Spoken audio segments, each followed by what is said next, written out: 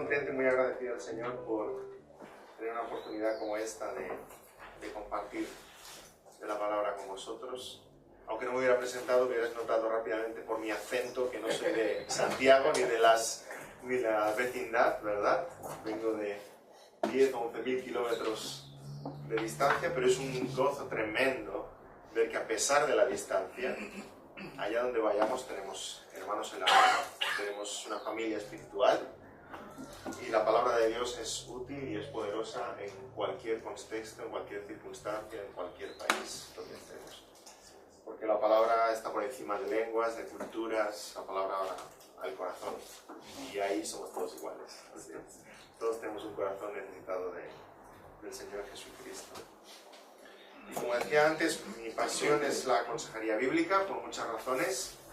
He estado estudiando, investigando sobre el tema durante mucho tiempo. Me formé en el seminario Westminster en California, ahora ya unos años. Luego hice un doctorado en consejería pastoral en el seminario Westminster en Filadelfia. He estudiado en otros lugares consejería bíblica y sigue siendo una pasión, un hobby, como queramos llamarlo, porque realmente es hermoso ver cómo la palabra de Dios habla áreas muy prácticas de nuestra vida.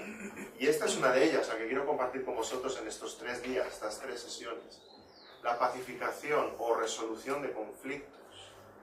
Fijémonos si es importante para la obra de la Iglesia que el Señor dice: bienaventurados los pacificadores, porque ellos serán llamados hijos de Dios.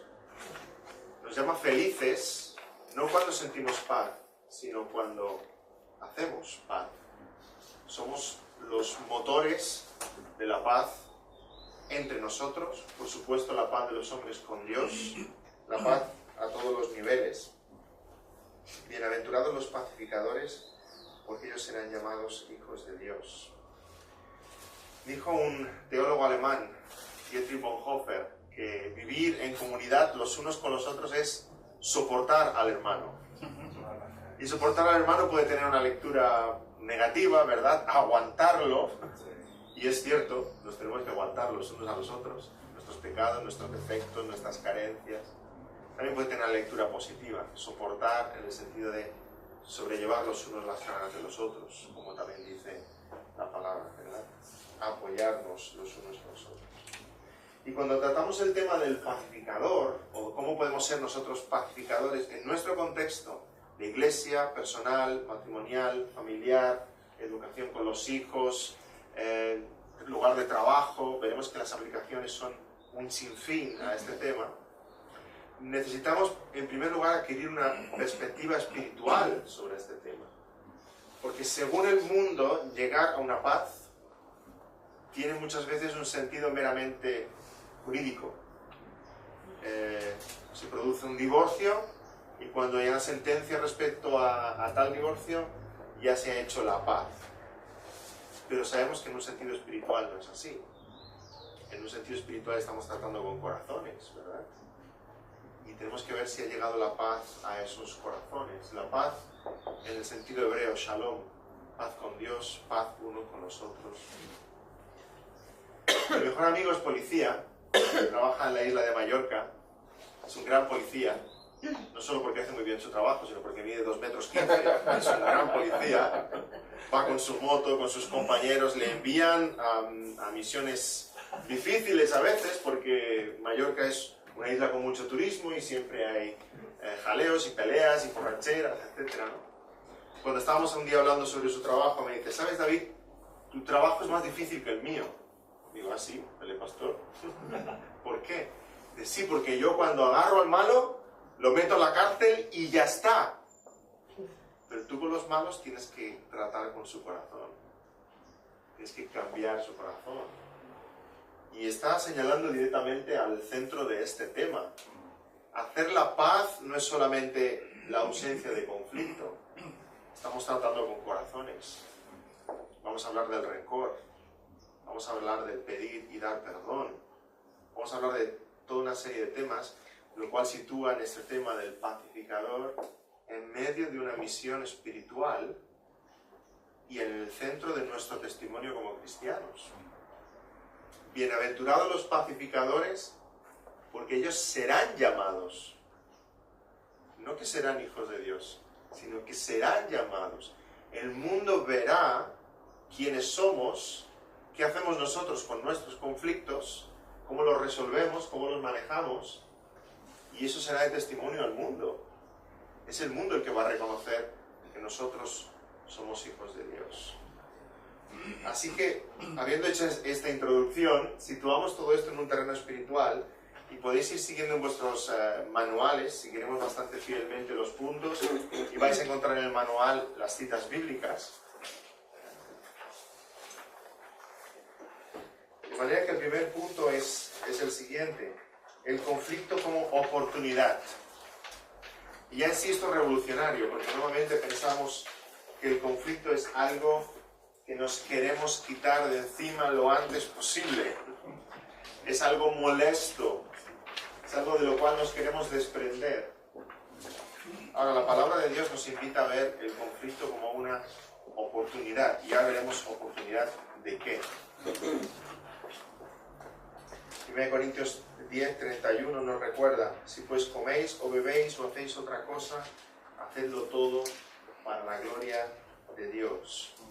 Hacedlo todo para la gloria de Dios. Ese todo incluye también nuestros conflictos. ¿Qué hacemos en ellos? ¿Cómo reaccionamos? ¿Qué decimos? ¿Qué hacemos? ¿Qué decidimos en medio de nuestro conflicto? Colosenses 3: buscar las cosas de arriba, donde está Cristo sentado a la diestra de Dios. Poner la mira en las cosas de arriba, no en las de la tierra. ¿Aplicamos este pasaje también en medio de nuestros conflictos? ¿Procuramos en medio de nuestro conflicto procurar lo que agrada al Señor? ¿Procurar un bien, un fruto espiritual? ¿Estamos dando gloria al Señor en medio de nuestros conflictos? Fijémonos en el caso de José. En la iglesia en Barcelona en estos días estoy predicando una serie sobre la vida de José. Y realmente es fascinante ver en medio de las situaciones en las que José se ve despreciado por sus hermanos, echado en un pozo, vendido como esclavo, en casa de Potifar, engañado, calumniado por la mujer de Potifar, luego en prisión, y cómo en medio de todo aquello su vida es de testimonio. Refleja una confianza en Dios, en un Dios que es soberano, que controla todo y que procura su bien en todo momento, a pesar de las circunstancias. Y eso es algo revolucionario. Entonces, nos encontramos con ese dibujo que tenéis de esa loma resbaladiza o resbalosa, según el castellano. No sé qué preferís vosotros, si resbaladiza o resbalosa. Me parece que aparecen las dos en el manual. Donde vemos que es difícil mantenerse encima de esa loma. Es como si estuviera llena de jabón. Patinamos hacia un lado o hacia otro. Pero es arriba donde encontramos las respuestas al conflicto que agradan al Señor. Ahora, solemos caer hacia derecha o izquierda, aquellas que suponen un escape del conflicto o aquellas que suponen un ataque en medio del conflicto. Y vamos a ver rápidamente cada una de estas. Os invito a que mientras las leemos o estudiamos nos sintamos identificados. No se vale eso de decir, uy, este es fulanito, este es menganito. No. Cada uno, es muy fácil identificar a los otros. Cada uno analice, estudie su propio corazón, sí. Y en primer lugar tenemos las respuestas de escape. Demasiado común las respuestas de escape. Aquel tipo de respuestas en la que decimos, no, es que estimo en demasiado la relación, no voy a ir a confrontar, no voy a ir a decir, y dejamos pasar el tema. Tenemos que ir con cuidado, porque muchas veces dejar pasar el tema y guardar rencor, no haber perdonado, nos mueven a la murmuración. Al ir hablando los unos con los otros sobre aquel problema, fijémonos que la palabra me exhorta a hablar con mi hermano si tengo algo contra él, y yo lo que muchas veces hago es hablar sobre el problema con todo el mundo, excepto con mi hermano, lo cual es murmurar, ¿verdad? Y a veces utilizamos una versión evangélica de la murmuración. Cuidado, no, si te lo digo para que ores. Te explico tal problema que tuve para que ores. Lo que muchas veces deberíamos decir, no, primero ves con la persona interesada, con aquella que tienes diferencias, con la cual has tenido un roce.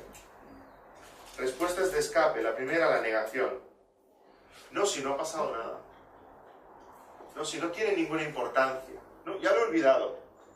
Cuando en realidad lo estamos guardando en el corazón. Realmente no lo hemos olvidado. La segunda, el escape. Literalmente, físicamente irse, desaparecer. Hay personas que no son capaces de enfrentar los problemas, solo dan un portazo y se van, huyen de la situación. Como la avestruz. Dicen que esconde la cabeza bajo tierra pensando que si ella no ve el león no la ve a ella. Y a veces hacemos así con nuestros problemas. Preferimos esconder la cabeza bajo tierra como si no existiera. Como no existiera aquel problema. En tercer lugar, el suicidio, por supuesto, es el escape más drástico de todos los escapes. Huir de todo el contexto, de la situación, de tu propia vida. Todo esto serían las respuestas de escape, de la más sencilla a la más drástica. Pero luego tenemos las respuestas de ataque. En las respuestas de ataque la persona está no interesada en la relación, sino interesada en llevarse la razón. Y hay personas así, ¿verdad? Que es que no puedes discutir por nada en el mundo. Siempre quieren tener la razón. Quieren ganar hasta en el parchís. Siempre quieren ganar en todas las cosas, en todo momento. Las respuestas de ataque. En primer lugar, tenemos la litigación. Directamente llevar a alguien ante los tribunales. Denunciar, demandar a alguien. Cuando sobre todo en el seno de la Iglesia nos deja muy clara la palabra, 1 Corintios capítulo 6, que nunca, jamás puedo denunciar a mi hermano. ¿Por qué vamos a sacar los trapos sucios de la Iglesia delante del mundo? Dice el apóstol Pablo. No, los asuntos de la Iglesia los tenemos que resolver en el seno de la Iglesia. El Señor nos ha dado sabiduría para resolverlos. En segundo lugar, la agresión. Ya sea una agresión física, ya sea una agresión verbal, en palabras, en intimidación, en insultos. Y en último lugar, el ataque más drástico, que es el asesinato. Cuando albergamos enojo en nuestro corazón, desprecio hacia la otra persona. En medio de todas estas, en medio de las reacciones de escape y las de ataque, tenemos aquellas que vemos que agradan a Dios y que la palabra nos enseña, que son las respuestas de conciliación, las que realmente nos mueven a resolver el problema, a llegar a algún tipo de acuerdo, de solución y a conservar la relación personal y mostrar afecto, amor por el hermano. Y la primera puede parecer muy sencilla, pero es la que debiéramos aplicar en el 99% de los casos. Pasar por alto la ofensa. El 99% de las veces podemos perdonar sin más. Uy, mi hermano entró en la sala y no me saludó. Aquí es cuando puedo empezar a hacer volar la imaginación, ¿verdad? Me ha despreciado, me ha ofendido, no me quiere hablar. O puedo sencillamente perdonar con amor. No me habrá visto. Cuando acabe la reunión iré yo a saludarlo a él. Sencillo, ¿verdad? El 99% de las veces, las pequeñas cosas que hay entre nosotros las podemos cubrir con amor, las podemos obviar.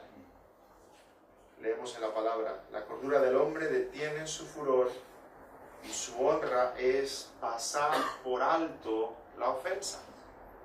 Pasar por alto la ofensa. Y 1 Pedro 4:8, el amor cubrirá multitud de pecados. Hermanos, somos pecadores y nos ofendemos continuamente con pequeñas cosas los unos a los otros. Ahora, si el amor puede abundar, podemos cubrir esas faltas que tenemos unos con otros. En segundo lugar, tenemos la discusión. Discusión en el buen sentido de la palabra, no discusión de gritarse los unos a los otros, sino de tratar el asunto. ¿Sí? ¿Cuándo se ha de dar la discusión? Cuando yo creo que la ofensa entre mi hermano y yo no la puedo cubrir con amor, no la puedo obviar, no la puedo pasar por alto, porque creo que está dañando nuestra relación, entonces voy y hablo con él. Mira, esto que dijiste, o esto que hiciste me ofendió. Creo que debemos hablar sobre ello. Mateo 5 dice, si te acuerdas de que tu hermano tiene algo contra ti, anda, reconcíliate primero con tu hermano. Y Mateo 18, si tu hermano peca contra ti, ve y repréndele estando tú y él solos. Y esos dos pasajes de Mateo sacan un tema muy importante. ¿Cuál de los dos ha de ir a buscar la reconciliación? ¿El ofendido o el ofensor? Muchas veces pensamos, bueno, mi hermano me ha ofendido, ya vendrá a pedirme perdón, ¿verdad? Pero lo mejor es que tu hermano no se ha dado cuenta de que te ha ofendido. Y ahí pasa 1 año, y 2, y 10, y tú estás esperando a que venga él a pedirte perdón, ¿verdad? Y no viene nunca. Y aquello solo va creciendo, creciendo en nuestro corazón, porque mi hermano nunca da un paso de reconciliación. Fijémonos que Mateo 5 dice, si te acuerdas de que tu hermano tiene algo contra ti. Y Mateo 18 dice, si tu hermano peca contra ti. De manera que, wow, parece que un mandamiento está yendo al ofendido y el otro está yendo al ofensor. Ambos tenemos una responsabilidad delante de Dios de ir a buscar al hermano, el ofendido y el ofensor. Y ojalá, cuando haya habido un roce con tu hermano, sencillamente os encontréis los dos. Muchas gracias. Ojalá el ofendido y el ofensor se encuentren a medio camino, diciendo, ay hermano, qué bien que te encuentro aquí. Iba a tu casa, bueno, pues yo iba a la tuya. Es que quería hablar sobre aquello que pasó ayer. Yo quería hablar exactamente de lo mismo contigo. Qué bueno sería, ¿verdad? Ahora, como bien decíais, si hay uno de los dos que seguro es consciente de lo que ha pasado, ¿cuál es? ¿El ofendido o el ofensor? El ofendido. El ofendido seguro sabe que algo ha pasado. El ofensor puede vivir ahí en su ignorancia. Dijo algo sin mala voluntad que ofendió a su hermano. Pero vive en su ignorancia. Ahora, el ofendido, ese seguro que sabe que ha pasado algo. Así que ves a tu hermano y reconcíliate con él. En tercer lugar tenemos la negociación. ¿Qué supone la negociación? Hablar con tu hermano hasta encontrar una solución que satisfaga a ambos. Teniendo presente Filipenses 2 cuando dice, no mirando cada uno por lo suyo propio, sino cada cual también por lo de los otros. Y a partir de aquí tenemos otra serie de respuestas que podemos llamar de asistencia. O sea, mi hermano y yo no somos capaces de resolver el asunto, necesitamos ayuda de fuera. En primer lugar, la mediación. Dice Mateo 18, 16. Si no te oyere, toma aún contigo a 1 o 2.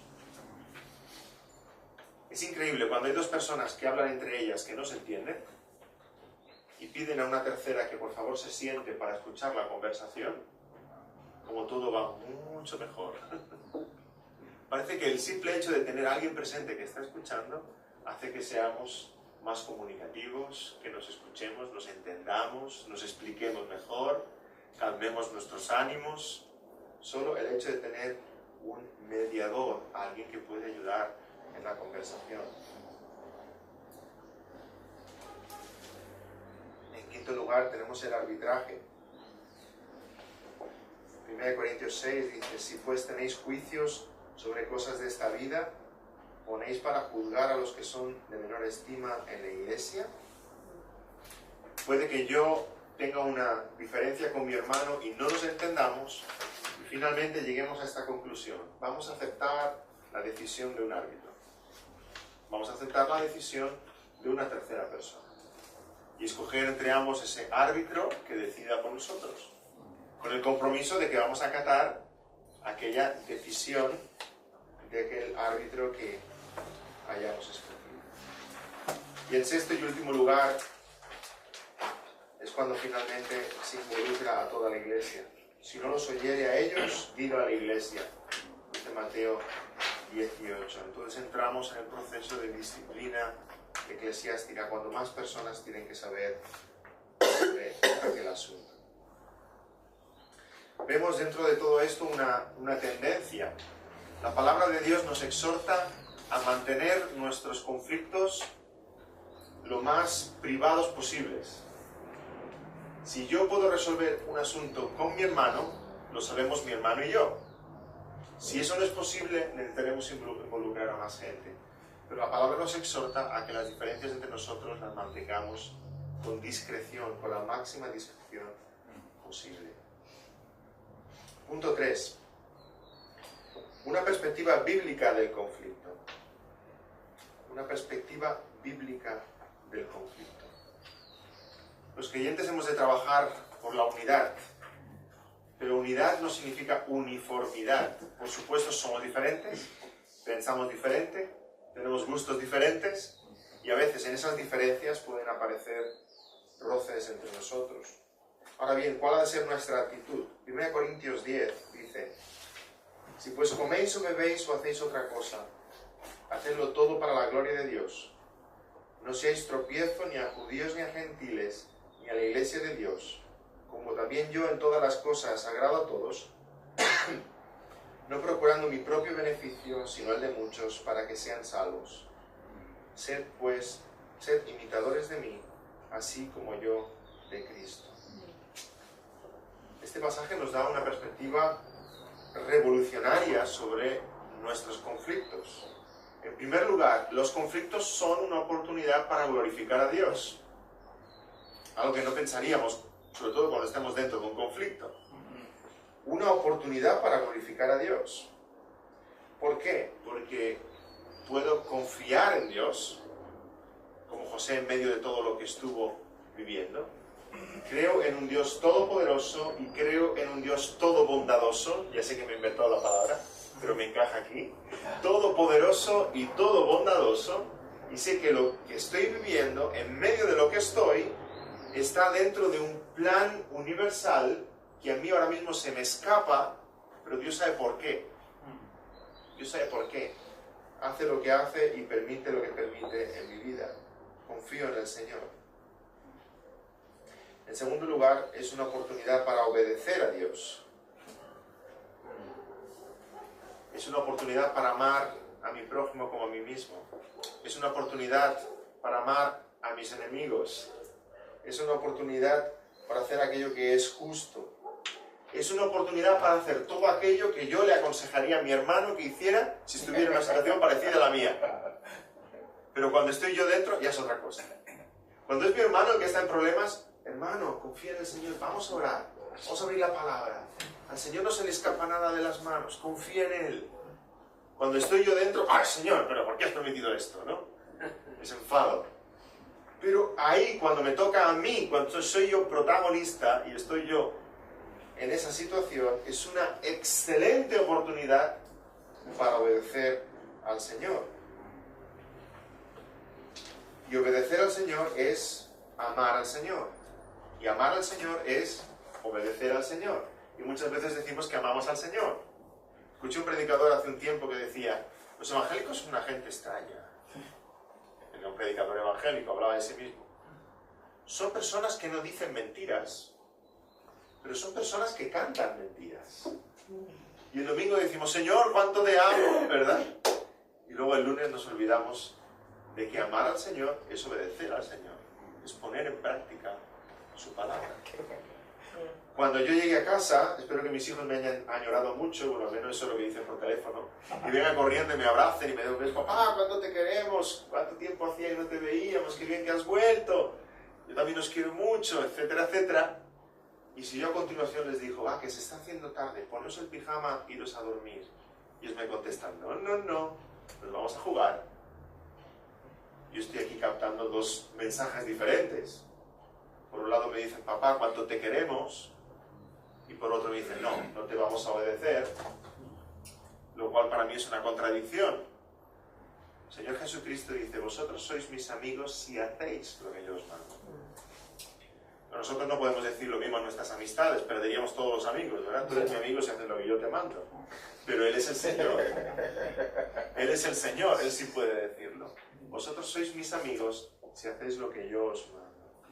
Juan 15:14 es el que acabo de citar. En Juan 14:15, si me amáis, guardad mis mandamientos. 1 de Juan 5:3, pues este es el amor de Dios, que guardemos sus mandamientos. 2 de Juan 6, y este es el amor, que andemos según sus mandamientos. Este es el mandamiento, que andéis en amor.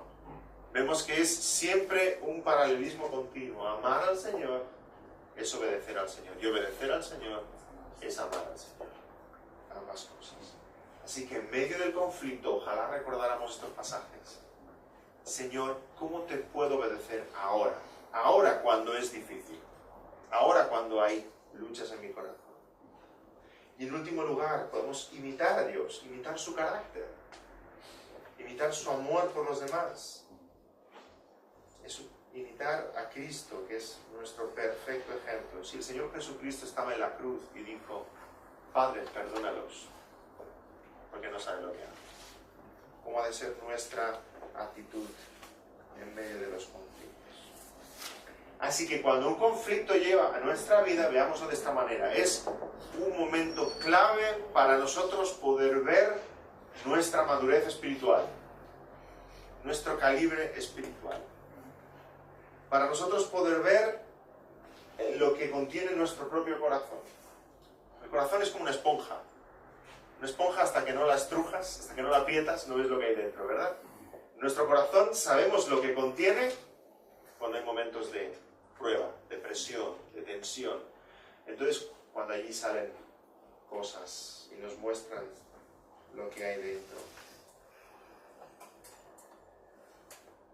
En este pasaje de Juan 21:19 vemos que poco antes de ascender, el Señor le dijo a Pedro de qué tipo de muerte iba a morir. Dice, dando a entender con qué muerte había de glorificar a Dios. Pedro con su muerte glorificó a Dios. Tremendo, ¿verdad? Uno pensaría, yo glorifico a Dios con mis cánticos. Yo glorifico a Dios con la predicación de la palabra. Yo glorifico a Dios con todas esas cosas hermosas. Pedro glorificó a Dios con su muerte. Glorificamos a Dios cuando renunciamos a nosotros mismos, cuando tomamos nuestra cruz cada día, en servicio a Cristo, aunque eso nos cueste mucho, glorificamos a Dios.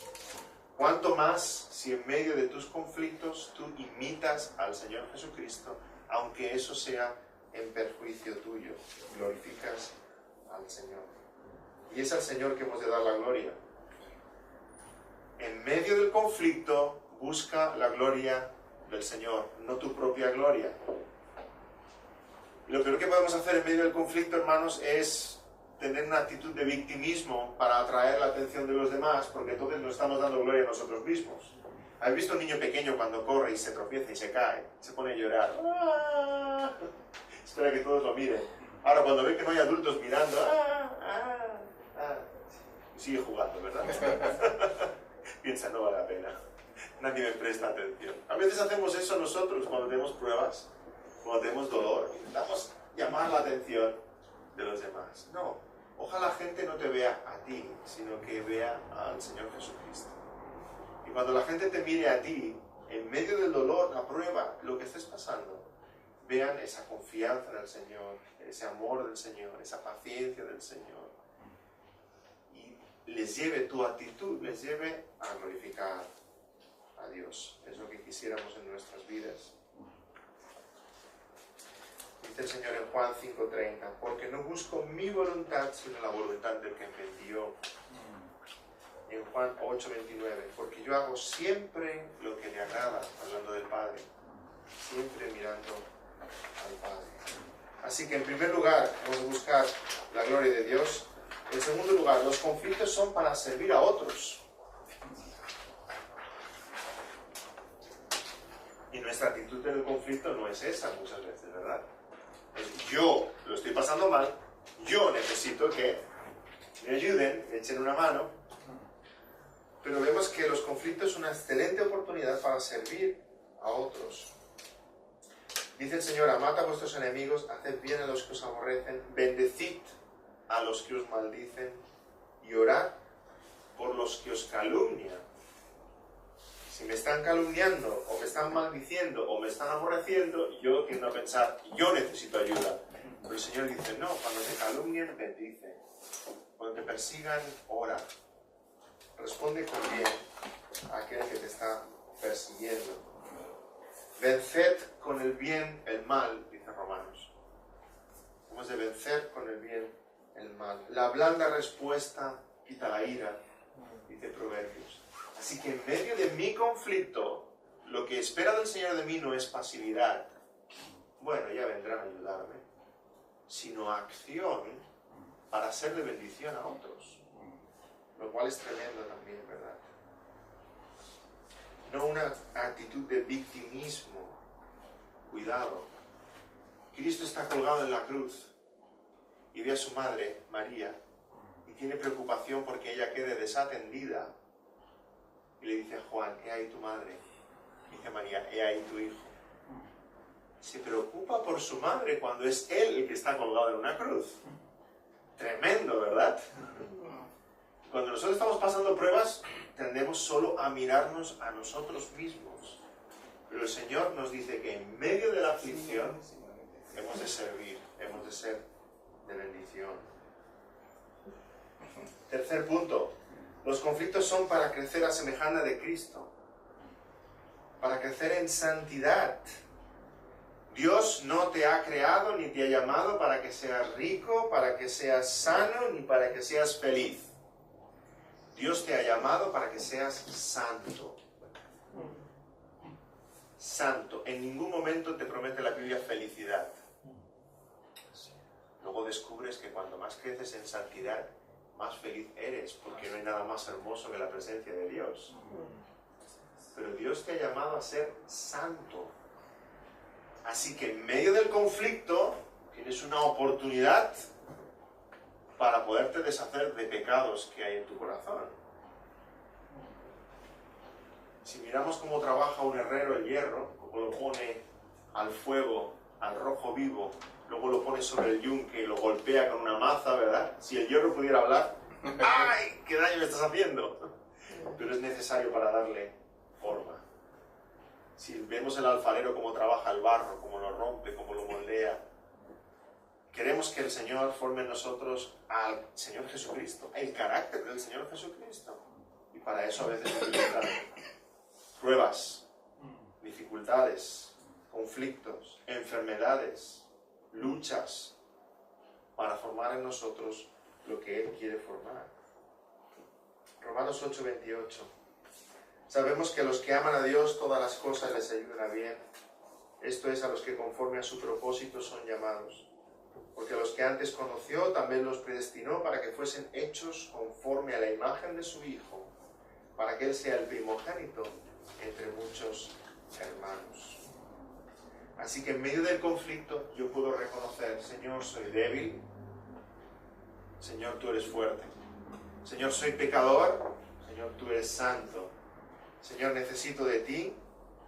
Y el Señor ahí en medio te puede revelar pecados que te eran ocultos a ti mismo y de los cuales te puedes desprender para seguir creciendo en santidad. Escribe Ken Sande en su libro El Pacificador, que es el libro en el que en buena parte me baso para estas charlas, aunque he puesto de cosecha propia también, y un libro que recomiendo mucho, El Pacificador. Comenta él: mientras usted se queja menos de verse envuelto en el conflicto y se concentra más en el crecimiento a través del conflicto, acrecentará ese proceso y experimentará la incomparable bendición de ser conformado a la semejanza de Cristo. Así que en medio del conflicto nos hemos de quejar menos, Señor, quítame esto de encima, y más reflejar esa intención de crecer a semejanza de Cristo. Señor, ¿qué es lo que tú quieres cambiar en mi corazón? A través de esta prueba, ¿qué quieres cambiar en mí? En cuarto lugar, somos mayordomos de nuestros conflictos. ¡Wow! ¿Cómo nos cuesta pronunciar esa frase? No la voy a hacer repetir, pero nos gustaría mucho. Somos mayordomos de nuestros conflictos. Ah, Señor, yo sé que soy mayordomo de mi tiempo, mayordomo de mi dinero, mayordomo de mi salud, mayordomo de mi familia, pero mayordomo de mis conflictos. Y yo lo que quiero es quitármelo de encima como sea. Mayordomo. El Señor todo lo que te ha dado lo ha puesto en tus manos y está esperando de ti cómo reaccionas con lo que Él te ha dado. qué haces con él. Estemos informados, leamos la palabra para conocer cuál es la voluntad de Dios agradable y perfecta para nosotros. Crezcamos en dependencia del Espíritu Santo. Sed llenos del Espíritu, dice la palabra del Señor, para que, guiados por el Espíritu, en medio del conflicto reaccionemos y digamos y decidamos todo aquello que agrada al Señor. Seamos realistas, midiendo nuestras propias fuerzas. Hay a veces que estamos enfrentando conflictos que son grandes. Necesitamos la ayuda de alguien más maduro en la fe, de un pastor, de un líder en la iglesia. Seamos fieles. Y la fidelidad al Señor no se mide por los resultados, sino se mide por la cercanía a la palabra, a la guía, a la dirección de Dios. Y para concluir con este primer tema, en medio de las dificultades, en medio de los conflictos, recordemos este pasaje, Miqueas 6:8. Oh hombre, Él te ha declarado lo que es bueno y qué pide Jehová de ti. Solamente hacer justicia y amar misericordia y humillarte ante tu Dios. Wow, si fuera esa nuestra actitud, aún en momentos difíciles. El conflicto es una excelente oportunidad para glorificar a Dios.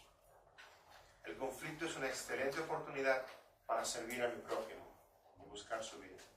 El conflicto es una excelente oportunidad para crecer en santidad, para ver mi propio pecado como en un espejo y decir, Señor, antes no veía esto, ahora lo veo. Y luchar para erradicarlo de tu vida. Y en medio de los conflictos, hagamos como Job. Todos conocemos la historia de Job. Como Satanás se presenta delante de Dios para pedirle permiso para tocar la vida de Job. Y lo ataca. Y Job pierde sus criados, pierde sus hijos, pierde sus casas, pierde su ganado, lo pierde todo. Y en medio de su situación, Job no ve el problema, ni siquiera ve a Satanás detrás del problema. Hay cristianos que están tan ofuscados con su problema que es como una pelota de básquetbol delante de sus narices. Solo ven el problema y, Señor, quítame esto, Señor, quítame esto, Señor, quítame esto, Señor, quítame esto. Hay cristianos que ven un poquito más allá y ven al diablo detrás del problema. Satanás, ¿por qué me atacas? Pero tengamos la visión de Job, qué hombre tan maduro en la fe. No habla de su problema, no habla del diablo, habla de la mano de Dios. Dice, Señor, ¿por qué has levantado tu mano contra mí? ¡Wow! Tremendo. Job sabe que todo lo que sucede en su vida está bajo la mirada de un Dios soberano y todopoderoso.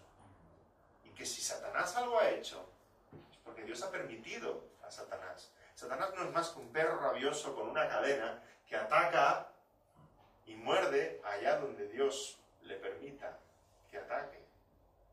Pero no más. Así que Job ve así su vida, veamos así también nuestra vida. Job lo perdió todo, el diablo atacó, todo excepto su mujer. Me hace pensar, qué terrible debía ser la mujer de Job, cuando Satanás considera que es más una aliada en sus fines que no acaba con su mujer, la deja ahí, para mis planes ya está bien. Y su mujer incluso se acerca y le dice, maldice a Dios y muérete. ¿Verdad? Y sin embargo, Job continúa con la mirada puesta en Dios grande, bondadoso, soberano. Veamos, aún en medio de nuestros conflictos, la mano de Dios. La mano de Dios. Y por tanto, acudamos a Dios en oración y súplica. Hasta aquí este primer tema. Podemos tener una palabra de oración, si os parece. Señor, gracias por tu inmensa bondad para con nosotros. Es una paz tremenda y un descanso tremendo para nosotros como cristianos saber que tú eres el Dios soberano del universo. A ti no se te escapa nada, Señor, incluso los cabellos de nuestra cabeza están contados. A nuestra vida, Señor, vienen circunstancias muy difíciles a veces y hemos de reconocer que aun cuando no entendemos, Señor, hemos de confiar y tener esta paz tan grande, que tú sí sabes todo lo que sucede y por qué sucede y con qué propósito sucede. te pedimos que no nos hagas perder esta visión y esta esperanza, aún en medio de las circunstancias más duras. Señor, que tú en medio de las dificultades nos hagas crecer en paz, crecer en santidad, crecer en dependencia de ti, Señor. Y podamos experimentar esa paz que sobrepasa todo entendimiento que tú nos prometes en tu palabra. Señor, te pido por todos mis hermanos aquí presentes, que tú los guíes, que tú los conduzcas con tu palabra y con tu espíritu, que tú hagas, Señor, que estas sesiones juntos sean de bendición y sobre todo que sean para tu gloria. En nombre del Señor Jesús te lo pedimos. Amén.